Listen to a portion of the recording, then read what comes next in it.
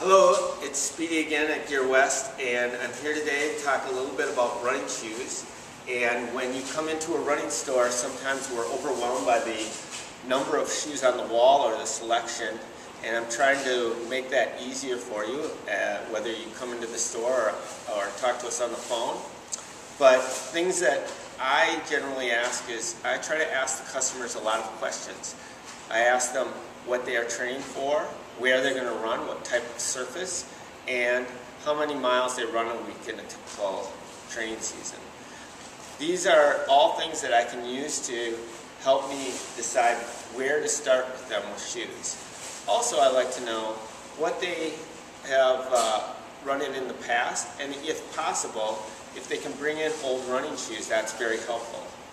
A lot of times, we look at the wear pattern on the bottom of a used shoe, and we can tell if someone stays on the lateral side or the outside of the shoe, that they underpronate or supinate a little.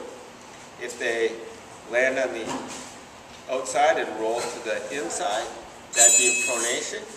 Or what we'd really like them to do is run fairly neutral from the lateral side of the heel to the middle or just to the inside of the forefoot. And a little pronation is what we'd expect to see. If they overpronate, we're going to suggest a shoe with a little bit more stability. And if they underpronate, then we're going to suggest a shoe that's a little more curved or has a little bit more flexibility to it. So sizing a running shoe.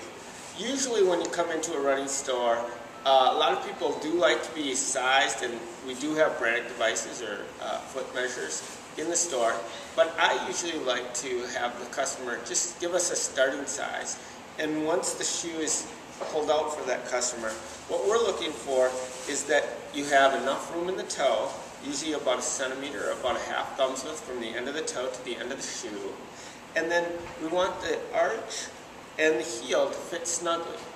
If the arch and the heel fit snugly, the shoe is not going to slip, and if they have enough room to comfortably wiggle their toes, they're not going to be feeling like, as you run more distance, that as your foot swells, you're not going to feel like you're pinched. So those are the two most important things. We generally think that running shoes run between a half size and a full size smaller than a normal everyday weight shoe. And again, companies will run different, and even one shoe to the next model will run different. So it's very important to try a couple on and get it fit by the person that's helping you.